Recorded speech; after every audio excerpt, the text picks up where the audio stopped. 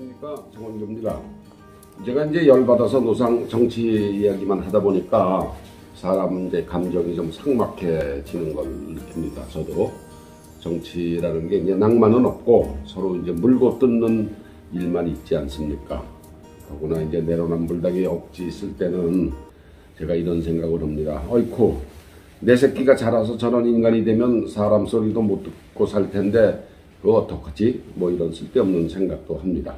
그래서 오늘은 윤희영 씨, 에디터 윤희영 씨가 쓴 뉴스 잉글리시에서 이제 영어가 아니고 뭐 영어를 배우라고 이제 재미있는 영어를 배우라고 이분이 일주일에 하나씩 글을 쓰시는데 그 열받은 머리를 함께 읽으면서 시켜보시죠. 1912년 4월 14일 지금부터 이제 110년 전입니다.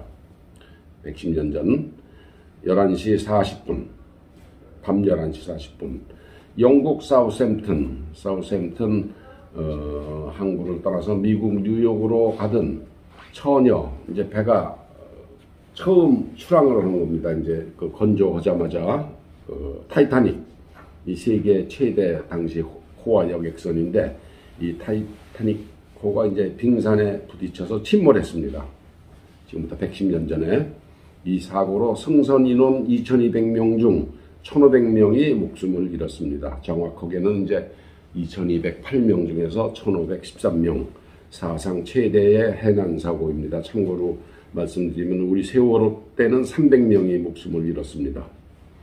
끔찍했던 사고의 침몰 원인으로 역사에 알려졌던 인물이 있었습니다. 2등 항해사입니다. 당시 2등 항해사로 승선했다가 출항 직전에 배에서 내린 데이비드 클레어라는 사람입니다. 이 사람이 침몰 원인으로 역사에 이름이 알려진 사람인데 서둘러서 배에서 내리면서 선박 꼭대기 망을 보는 그 망대가 있죠. 망대에 망원경 보관함의 열쇠를 배에 두고 내리는 것을 깜빡 잊었다고 합니다. 이 사람이.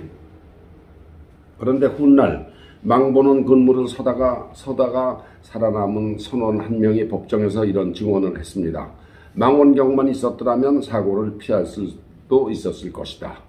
그로 인해서 이 블레어라는 사람이 참사의 운용이다 이렇게 낙인을 찍혔습니다. 자기는 배를 안 탔고 배에서 내리면서 망원경을 넣어두는 박스의 키를 가지고 내렸기 때문에 이제 박스를 못 열어서 망원경을 가지고 멀리 있는 빙산을 못 봐서 사고가 났다 이런 증언이 이제 법정에서 나왔으니까 이제 원용이 된 거죠. 그런데 최근 그 블레어에게 책임을 묻는 것이 부당하다 이런 지적이 제기됐습니다. 망원경 박스를 열 수단과 방법이 너무 많았다. 본의 아니게 하선하게 됐다. 이 사람은 자진해서 내린 게 아니고 그는 출항을 앞두고 마지막 순간에 교체됐는데 선장이 바뀌면서 원래 선장이 1등 항해사로 강등이 됐습니다. 그리고 1등 항해사였던 이 미스터 블레어가 밀려나서 배를 타지 못하게 됐던 겁니다. 훗날에 그는 지인에게 아는 사람에게 엽서를 보내면서 훌륭한 배인데 첫 항해를 함께 못해서 참 실망했다. 언젠가 다시 한번 해보고 싶다. 이렇게 글을 썼다고 합니다. 불길함을 느껴서 섞인 게 아니죠. 배에서. 그가 일부러 열쇠를 갖고 내린 졸렬하고 비겁한 인간은 아니었던 겁니다. 주머니에 넣어뒀던 열쇠를 무심코 갖고 내렸을 뿐이라고 합니다. 그는 비겁한 사람이 아니고 영웅이었다고 합니다. 다른 여객선 항해사로 근무할 때는 바다에 뛰어들어서 익사할 뻔한 승객을 구조하기도 했고 그렇게 해서 버킹엄 여왕에게서 국왕 훈장도 받았으며 제1차 세계대전에서 해군으로 공을 세워 대영 제국 훈장과 프랑스 최고 군의 레지옹 드네르라고 여러분 들어보셨습니까? 훈장도 가슴에 달았습니다. 가슴 아픈 이야기는 이것입니다. 그는 그 운명의 열쇠를 간직하고 있다가 1955년 지금부터 70년 전에 80세 나이로 사망했고 그 열쇠를 딸에게 한 많은 유물로 남겼다고 합니다. 윤희영 편집국 에디터가 일주일에 한 번 쓰는 영어로 된 재미있는 이야기를 제가 치매를 막는데 외국어 공부가 좋다길래 읽다가 재미가 있어서 여러분에게 읽어드렸습니다. 객적은 소리입니다만 술 한잔 하다가 자기 술잔이 비면 여러분은 어떻게 하십니까? 자기가 병을 집어 따라 마시기는 알코올 중독자로 보일까봐 눈치가 보이시겠죠. 그럴 때 니네들 지금 바쁘냐 하는 농담이 있습니다. 제가 곧잘 쓰는 말입니다. 엊그제는 제가 내가 우체국장이냐 그런 농담도 들었습니다.